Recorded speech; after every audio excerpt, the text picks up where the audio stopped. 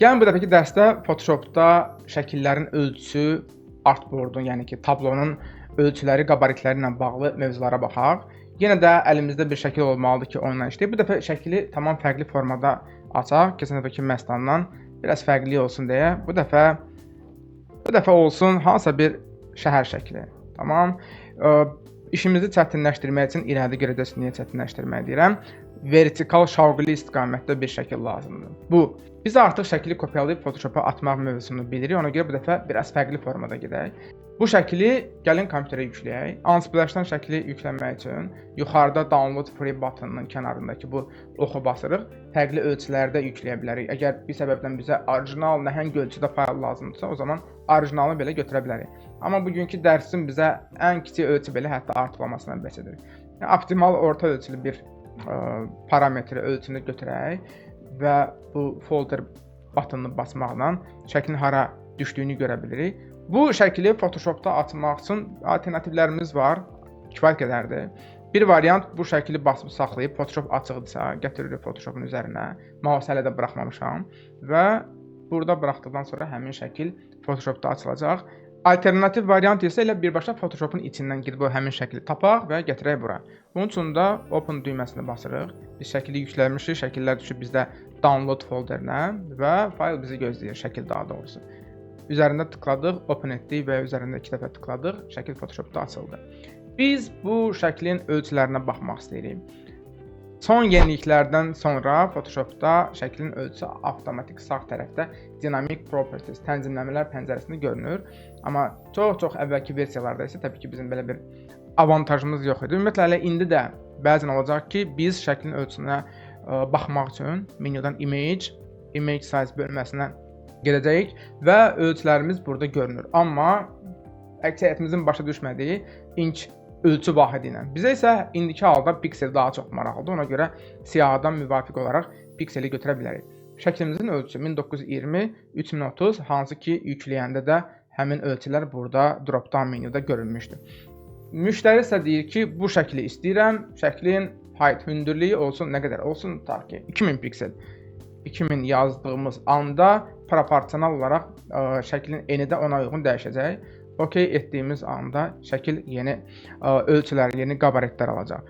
Əgər şəklin ölçüsünü böyütmək istəyirsə, image size ya da ki hotkey-ni cancel eləyək. Hotkey-ni əzbərləyək yavaş-yavaş. Alt Ctrl E, Ctrl Alt E bizim dildə ya da I ingilis dilində. Yenə həmin pəncərə açıldı. Müştəri isə desə ki, gəlin bu şəklin ölçüsünü 4000 piksel eləyək. Tamam, nəzəri cəhətdən siz bura 4000 piksel yazıb OK eləyə bilərsiniz. Amma bir şey nəzərə almaq lazımdır. Şəkili, yəni ki, Photoshopda fotonu maksimum orijinal nə qədər idisə, bizdə orijinal, bir daha xatırlayaq, 3030 piksel idi. Biz 3030 pikseli əvvəlcə balacalaşdırdıq. Photoshop avtomatik həmin şəklin piksellərinin müəyyən hissəsini artıq atdı bayıra və biz onu təzədən böyütməyə çalışdığımız anda Photoshop götürüb o əvvəlki orijinal şəklə qaytarmır. Sadəcə özündən müəyyən bir alqoritmdən bura piksellər əlavə etməyə çalışır. Ona görə də biraz sonra görəcəksiniz ki, şəkili yaxınlaşdıranda, çox da yaxınlaşdırmayaq. Bu yaxınlaşdırmaq və uzaqlaşmaq mövzularına indi üzərindən keçəcəyik. Şəklin üzərində artefaktlar, tikliliklər yaranmağa başlayır. Ona görə də heç tövsiyə eləmirəm ki, Photoshopda şəkili orijinalından daha böyük ölçülərə böyüdəsiz, artırasız. Amma yenə də bir şəklin ölçüsünü necə böyütmək olar, onu görmüş olduq Image Size bölməsində. Ona görə gəlin bu dəyişikliklərdən sonra mənim şəklim belə deyək ki, artıq keyfiyyətini itirdi. İlxır olmağa dəyməz, Ctrl Z ilə ya da ki macOS-də Command Z ilə bir neçə addımda biz geri qaytara bilərik. Bu geriyə qayıtmaq əməliyyatlarını keçən dəfə burada saxladığımız History bölməsində də görə bilərik. Yəni biz şəkili açdıq, ölçünü dəyişdik, sonra ölçünü dəyişdik. Yəni orijinal şəkilə istənilən vaxtı geri qayıda bilərik. Bu yuxarıdakı linki ya da bu punktu bölməni basmaq şərti ilə. Image size-dan fərqli olaraq, image size-a gəlin bir dənə tamam belə abstrakt bir mövzuya baxaq. Tutaq ki, müştəri istəyir ki, bu şəkil bizdə kvadrat olsun. Şəkilə deməyək, ümumiyyətlə bizim bu artboardumuz, yəni proqramda işlədiyimiz bu çərçivə. Tamam. Image size-a girsək və hər iki tərəfdən də olsun, nə qədər olsun? 1500 piksel. 1500 piksel bura yazdım. Avtomatik sinxron eni dəyişdikcə uzunluğu, hündürlüyü ona uyğun dəyişir. Amma bu sinxronluğu mən deaktiv etmək istəyirəmsə, o zaman bu butonu, bu knopkanı, bu ikonu tıklamalıyam ki, onlar arasındakı bağlılıq itsin. İndi mən burada dəyişiklik eləsəm, ta ki 1200 piksel, görürsüz, digər tərəfində o dəyişiklik olmur. Bunu da eləyək 1200 piksel. 1500-dən ümumiyyətlə vaz keçək. 1200 istəyirik və OK eləyək. Əgər şəklin ölçüsünü deyil də bu tablonu böyüdüb balacalaşdırmaq istəyiriksə, o zaman bizə menyudan image və canvas size. Image size-ın qonşusu, qapı qonşusu. Canvas size bölməsi lazım olacaq. OK, Alt, Ctrl, C. Açılan pəncərədən biz artıq canvasla, bu tablo ilə bağlı dəyişiklikləri eləyə bilərik. Məsəl üçün, məndə eni 1920-dir, hündürlüyü 3030. Müştəri istəyib ki, bu bir kvadrat görüntü alsın. Eni hündürlüyü 3030 pikseldirsə, eyni qaydada 3030 pikseli də bura yazaq və OK basaq. Və daha əvvəl etdiyimiz kimi, görürsünüz, şəkil dartılmadı, şəkil qaldı olduğu kimi, sadəcə tablonun kənarlarında bir boş yer yarandı. Yəni, daha başqa dillə desək, şaquli tablo indi artıq kvadrat tablo ilə əvəzlənmiş oldu. Təbii ki, sual yarana bilər ki, Canvas'ın yanlarında peyda olan bu boşluqları necə dolduraq? İrəlidəki dərslərdə yəni bu mövzuya toxunacağıq. Hələlik isə gəlin ümumiyyətlə artboardla bağlı, daha doğrusu Photoshopda şəkillərin böyüdülməsi, balacalaşdırılması, artboarda daha yaxından baxaq, artboardu real ölçülərə qaytaraq, gəlin hələlik bu mövzulara toxunaq və hətta Photoshopda artıq yavaş-yavaş bəzi alətlər, bəzi hotkeylər var ki, ona əlimiz öyrəşməlidir və ən çox istifadə etdiyimiz bu tipli alətlərdən biri də bizdə hal-hazırda məndə də aktivdir. Zoom tool, lupa, belə bir ikon var, üzərində saxladıqda bu alətin adı və onun hotkeyi aktivləşir. Bu nəyə qulluq eləyir? Yəni, hər hansı bir başqa bir alətdəyəm, klaviaturada Z-ni bastığım anda Zoom tool aktiv olur. Mouse'un sol düyməsini basıb saxlayıb sola sağa hərəkət etdirdikcə, mouse düyməsini buraxmadan, mən bu artboarda bu şəkildə daha yaxından və daha uzaqdan baxa bilirəm. Bir buna əlimiz öyrəşməlidir. Bundan sonra buna əlavə daha doğrusu, bəzən aşırı şəkildə yaxınlaşdırdıq və mən istəyirəm ki, şəklin ya da ki, tablonun, canvasın aşağılarına baxım, aşağı hissələrinə.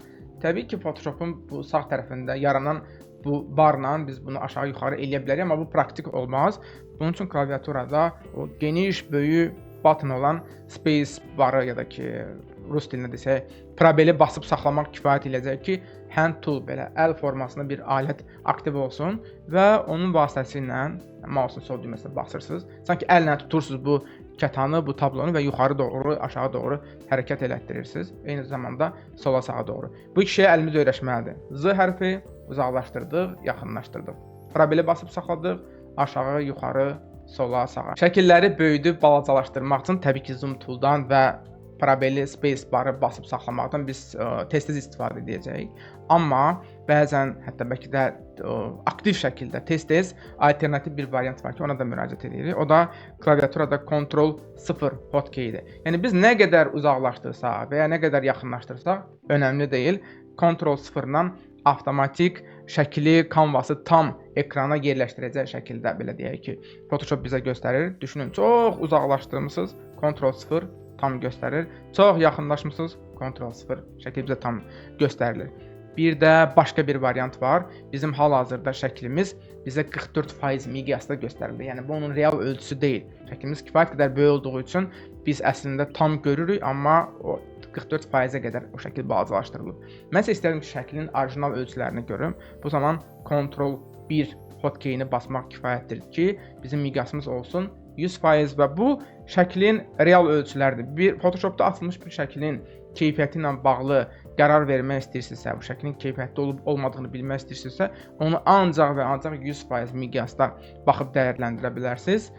Bir daha təkrarlayaq, Ctrl 0 tam göstərir, macOS-də Command 0 və ya Ctrl 1, macOS-də isə Command 1 100% miqyasda göstərir.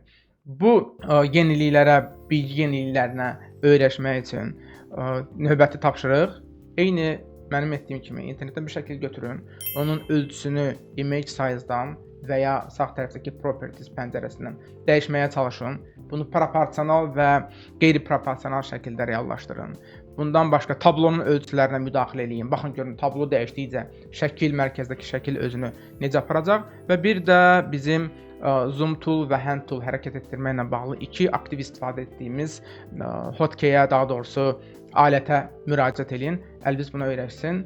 Növbət dərsdə Photoshopda bilgilərimizi dərinləşdirməyə davam edəcəyik.